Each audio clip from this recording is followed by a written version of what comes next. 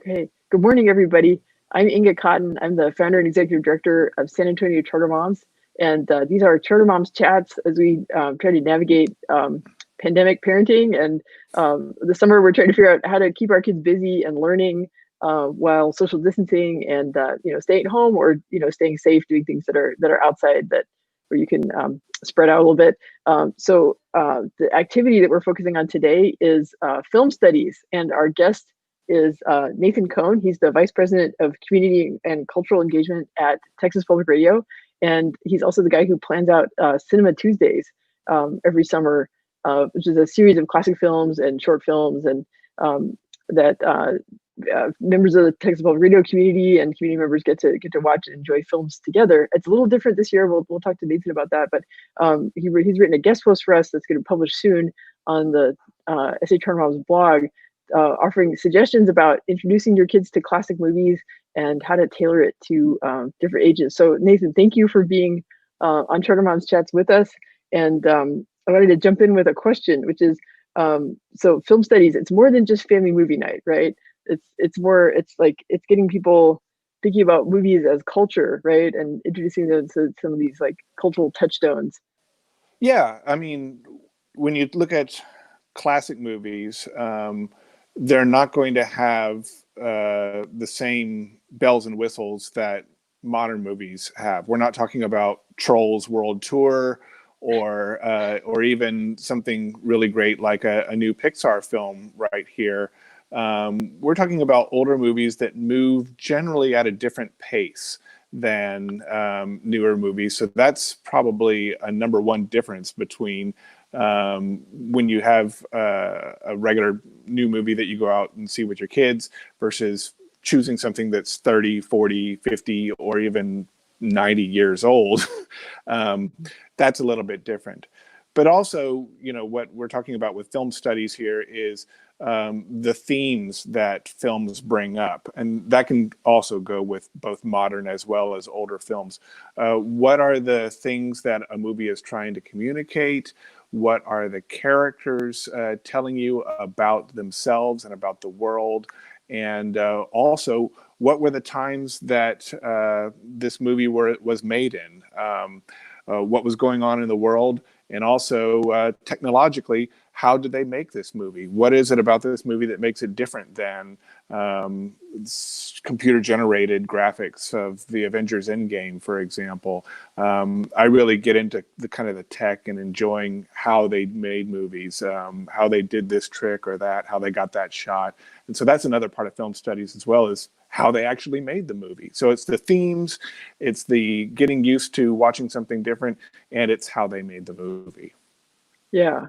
So there's a lot to talk about, like when you watch an older movie. It's not, but beyond just the plot, right? These are the characters, this is the setting, this is the plot. But there's a whole context to it, right? What era it was made in, and what technology was available to them at that point.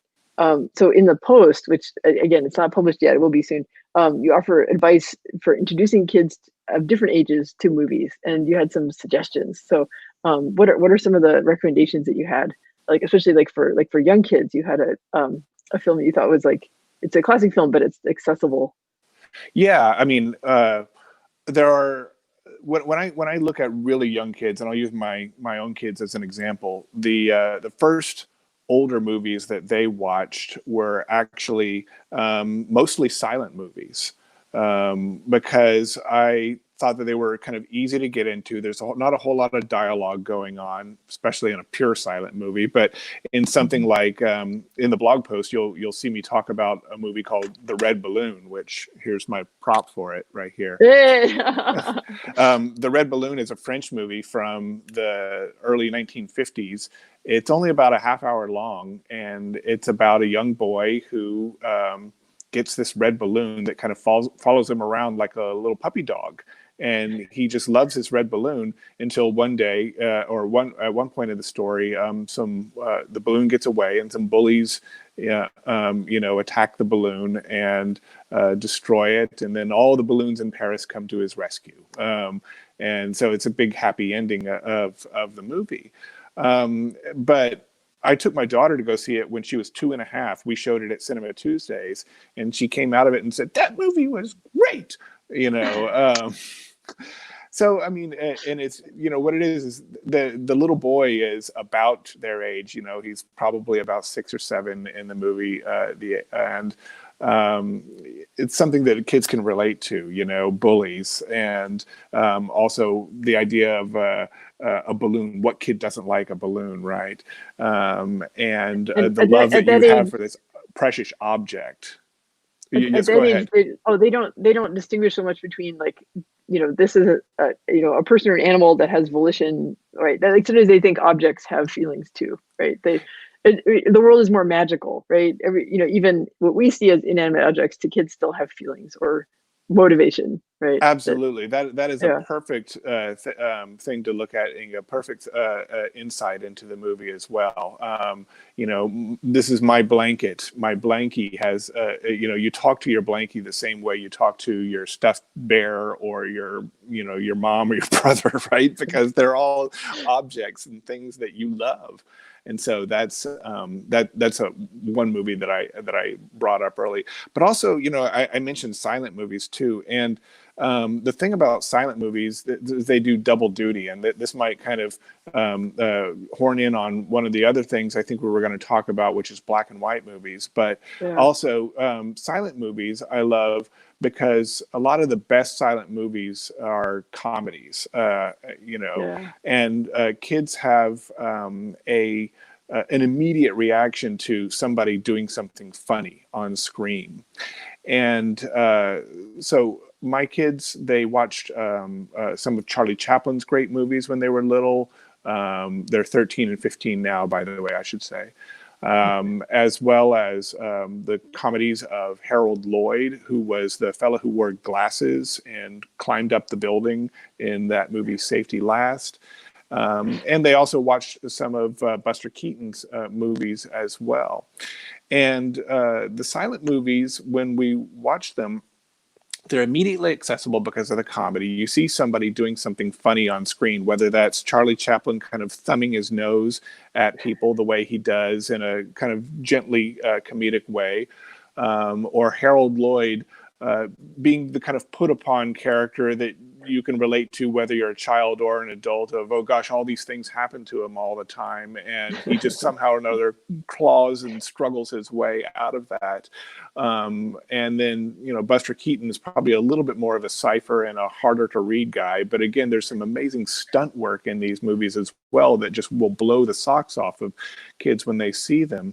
But also, some of the themes in these silent movies are put through in a way so that through pantomime you can understand what's going on. And just to use Chaplin again, in 2 of his movies, we had a discussion with my kids and I about hunger, about poverty, and about yeah, even depression, because and those particular movies I was talking about are Modern Times, which is this movie that Chaplin made all about the Industrial Revolution, and hmm and it's factories, technology. factories, Yeah. technologies, and it takes place in the 1930s. And there's a lot of, I mean, Chaplin is down on it, down and out, and he and his romantic interests in the movie are dirt poor, and so you really do can open up a discussion about what it's like to live that way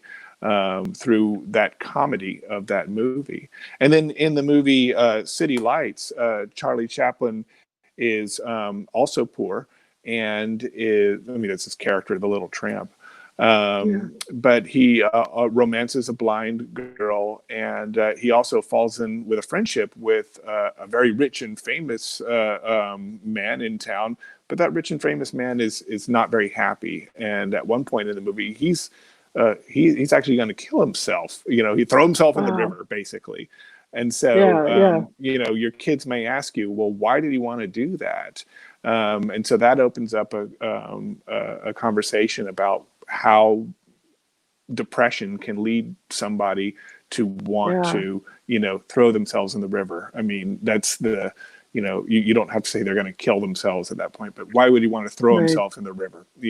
So these big weighty issues can be brought out in something as gentle as a comedy. Yeah, yeah. and things that I mean, it really the silent movie era was the 1920s, right? And but although it carried into the 1930s, and Well, Chaplin was the but only to one who see, carried it into the 30s. yeah, Everybody else said, once 1928, after 1928, it was all sound for everybody except Chaplin, who steadfastly held on to that silence until 1936 when Modern Times was made. That wow, was his last movie that he made. It had some sound in it, but it really was a wow, dialogue-free picture, really. that's interesting. But I mean, there are things about like economic conditions though that are and just the human condition, right, about depression that are relatable across time. And I think it's important for kids to understand that there are some aspects of human nature or problems in human society that are very difficult to eradicate. And movies give a window into that. How people lived in other eras, right? And there's like different cars and no cell phones, right? All the phones are like rotary phones, right? Oh yeah, I mean that's part of the fun too, is explaining why people had to do it this way. In some cases, why did they have to do? Yeah. And it's, the younger your kids are, the more questions they may have about why they have to do things a certain way in a movie. But it's a lot of fun too, because kids at a younger age like that, they ask the question, but then they just accept it and they go like, oh, okay. you know, so they just do it. Yeah, they roll with it. So I think, oh yeah, one of the questions I was gonna ask you is like when people, I'm sure every now and then you'll come across somebody who says, "Oh no, I won't watch that. That's in black and white," and you're like, "Ah!" So how do you communicate to those people? Or like, I mean, I guess kids may not be as judgmental. Like they may say, "Well, okay, it's different, but I'll give it a try." But um, you Yeah, know, I mean, and that's another tech thing that you can explain, which is interesting. I mean, they want to know, well, why was it in black and white? And you could say, well, they hadn't developed, a way of making pictures in color really well yet.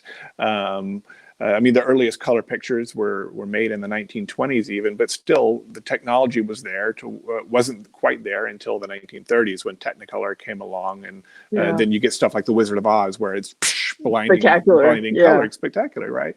But But even then, it was expensive, so a lot of movies were still made in black and white, especially like things absolutely, like B movies or like you talk about like for teenagers like film noir, which absolutely. isn't just the black and white, but it's also like the themes and the ambiguity of the stories, right?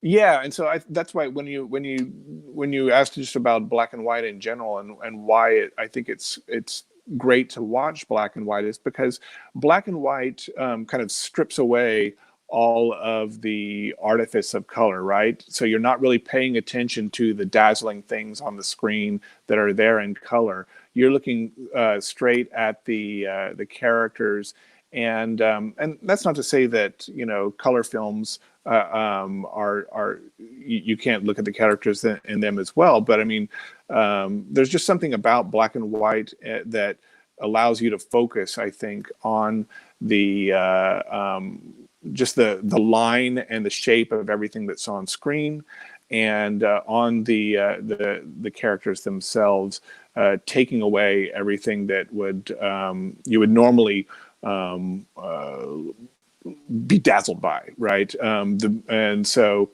the other thing about black and white is that in certain films, just because of, well, it may be different for young kids now, but when you and I were growing up, black and white was the nature of verite photography, right? And so newspapers were Right, all black and right. white. And so black and white immediately connotes this image of, well, this is kind of really happening. This is kind of truth, when you have black and white film.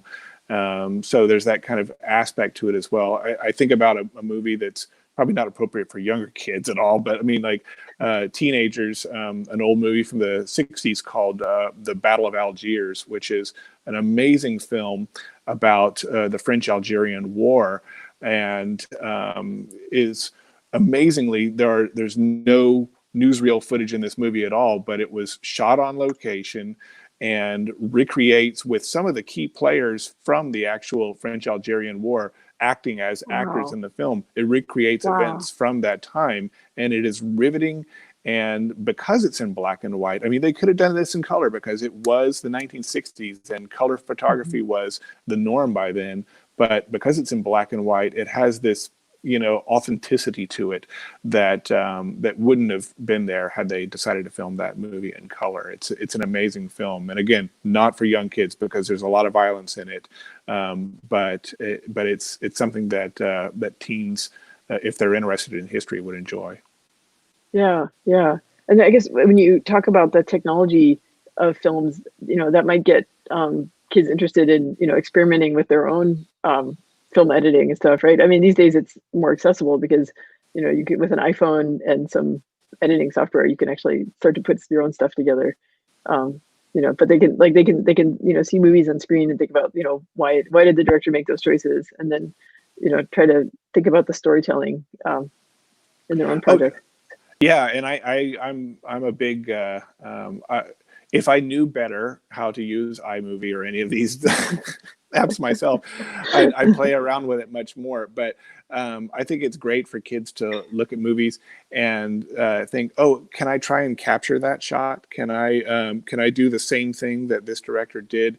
When I was growing up, I had a Super 8 camera, and I had my Star Wars figures, and I would put them on the ground and take little, I would take 3 or 4 seconds at a time, and the car can move the figures around to make these little short Star Wars Oh, movies with the so like Super 8. almost like stop motion, but with longer clips Right, than longer yeah, exposures. I wasn't right. that good. I think that's important thing though for kids is like it's like you don't have to be good at it. Like you just need to play Yeah, and play. it yeah. Absolutely. Like yeah, no pressure so they don't feel pressure. Let's see. I guess um so one of the things you talk about in the post is sort of like for teens like these like movies where it's not like a clear good guy or a clear bad guy. Like this is something my son who's 12 and he always wants to know like, well, is this character the hero or is he not a hero? Or like when we'll say because like in through literature class in school they've learned about like protagonist, antagonist, and these these different roles. And sometimes we'll say, well, this character is kind of an anti-hero, like you're cheering for him, but he's going Mhm. to do some bad stuff along the way. So and then right then you talk about movies where there's not a clear winner loser, and it kind of challenges the viewer to think more about right and wrong. Yeah, two examples that of things that we recently watched that I think fall into that. One of them is a film noir, and the other one is a western. The film noir that we just watched this past week is a movie called The Killing. It's a Stanley Kubrick film from 1956, and I was checking my case on it right now. And The Killing is about a racetrack robbery, and it's a movie in which I didn't explain anything to it to my kids except for the fact that it's about a heist. And in a heist movie, you're usually rooting for somebody to get away with it, oftentimes in a heist movie. But in this one, everybody seems kind of a little, well, they're not quite good guys, all these people. And there's a few bad guys, but there's some seem a little bit better than others. But in the end of the movie, without spoiling it, I can totally spoil it by saying, nobody wins in this movie. And so I kind of used that in a lesson too, where I said, well, this is a really more realistic heist movie than probably any of the others, because in this one nobody gets away with anything. And so like the bad guys are do get their comeuppance, and so you can determine how bad each one of those guys is. And the other movie that I mentioned to you here is Shane, which is a Western. And Shane is the protagonist of the Western.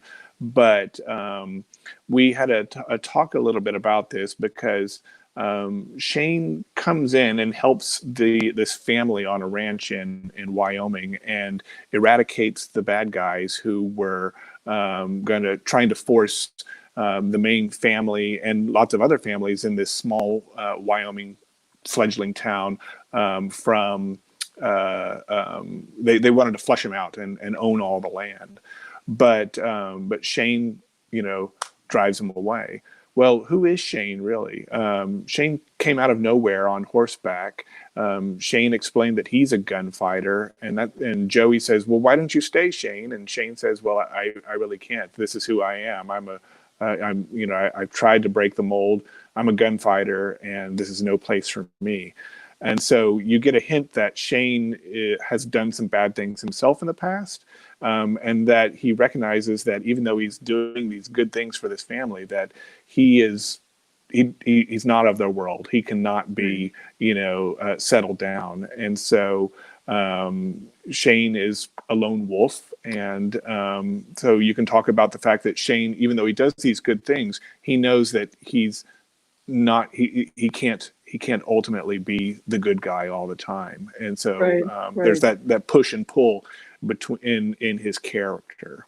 It's not necessarily the happy ending that like a young child might hope for, but then to understand that people are more complex, right? That yeah, Absolutely. Yeah. Yeah. I mean, the happy ending would be Shane, settles down and lives with the family and works with them for and they all live happily ever after. But, no, Shane rides away, and, that's his place. I mean, he's yeah, not going to be, there is no happy ending for him.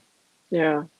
Well, I think a recurring theme is that you and your family watch movies together, but you also talk about the movies, right? Like, so like you give them some sort of framing questions to introduce it, right? Then you watch the movie and then you kind of debrief about it and get their reactions to it, right? So it's not just watching the movie, but it's also these like family discussions around the Yeah, and movie. it's not, and those family discussions oftentimes don't happen immediately after the movie is over either. It's usually, in fact, more often it's kind of like, oh, a few days later or something, we're talking about, oh, what we watched the other day, and then those movies that we watch become reference points in our conversations later on, and they become the same way that I use movies, which are, like as you said at the outset of this conversation, cultural touchstones that help explain things that happen in the real world.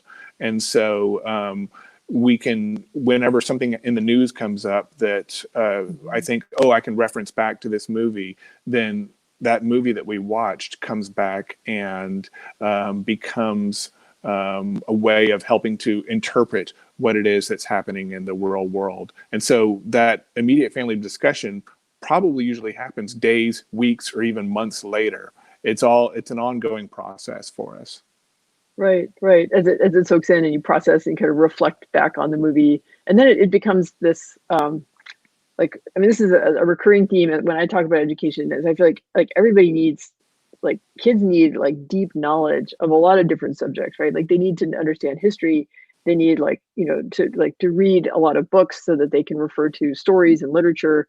And I think movies are something where like everyone needs to have knowledge of these classic movies so you understand what filmmakers are doing, right? You can see like the quotations that contemporary filmmakers make when they're referring back to classic movies, but then also like the sort of the moral and historical messages that movies have, and how it helps us understand life and what's going on in the world.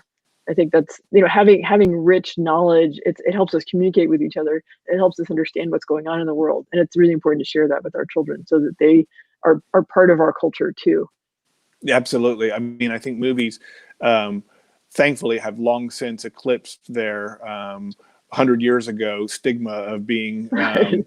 Disposable, yeah. gaudy, popular entertainment, and are now a part of the culture. And so that even something as quote unquote still, disposable as a superhero movie that comes out nowadays has some sort of the better ones at least Yeah. have some sort of themes and issues in them that are brought from the real world into the movie and then reflect back on contemporary times that we're living in nowadays.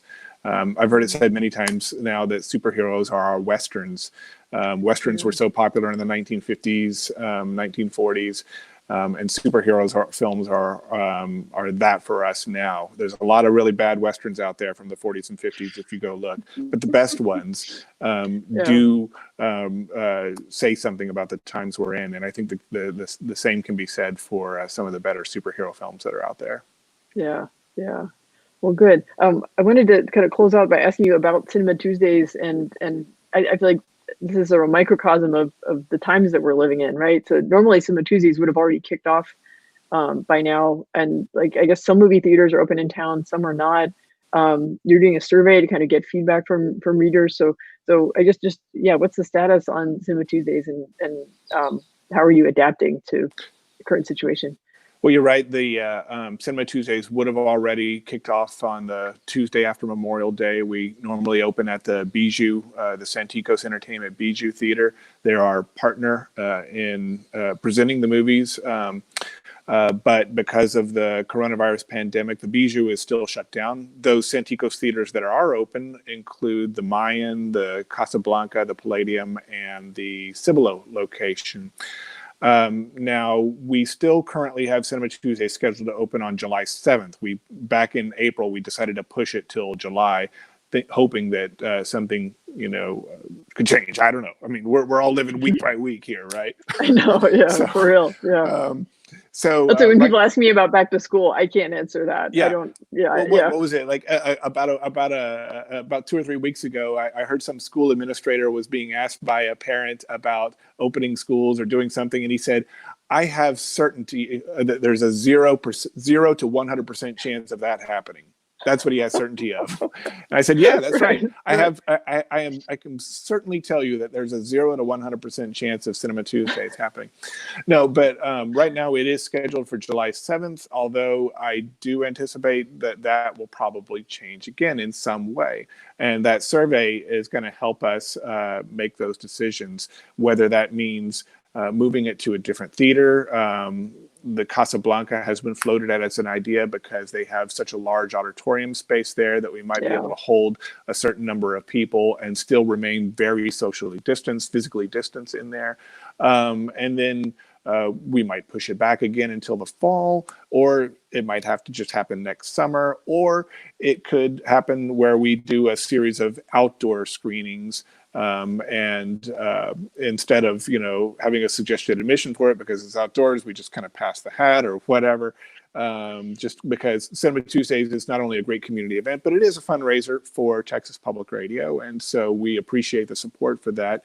But we do want to, make everybody feel, we do want to be safe, and we want everybody to feel comfortable. And that's the main thing. So it probably will change. And all I can say is that you can keep following TPR Cinema on Facebook, and my Twitter feed is TPR Cinema, so that you can follow me there, and I'll just keep people updated that way. And I have an email that goes out, and tpr.org is our website.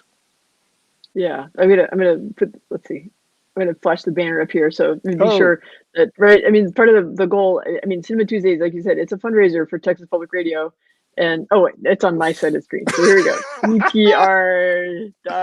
There we go. It's the mirror image thing. It's tricky. But yes. So, but everybody, like I'm a member of Texas Public Radio because I really appreciate the local coverage, and I mean, some of the reporters they have been super brave about going downtown during the protests, and going to all the briefings at City Hall. I mean, I know the team's been working really hard. I really appreciate the coverage, and for education, right? Camille Phillips, covers the education beat in San Antonio, and I really appreciate having the local perspective. So okay, everybody, please support TPR.org, and they may not be able to have Cinema Tuesdays this summer. We don't know, but you can always go online and support Texas Public Radio. So there we go.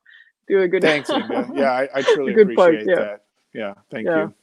Yeah. So, I mean, maybe this summer, but, no matter what, families can watch movies this summer. They can, help their kids become culturally literate in film studies, and have, good stuff to talk about with your kids, right? Absolutely. I mean, that's a fun thing to do. And all the movies I suggested are available on DVD or Blu-ray, and some of them are streaming. And I understand that the library is going to open up in about 2 weeks for curbside pickup. And so you'll be able to put any of the movies that we talk about today or in my blog post on hold. They're all available at the San Antonio Public Library. That's awesome. That makes it affordable too. So great. Yeah. Okay. Well, thank you so much for being on Charter Moms Chats, Nathan. And you'll help keep kids busy and safe this summer. You're welcome, Inga. Thanks so much for asking me. I appreciate it. Yeah, it was great. Okay.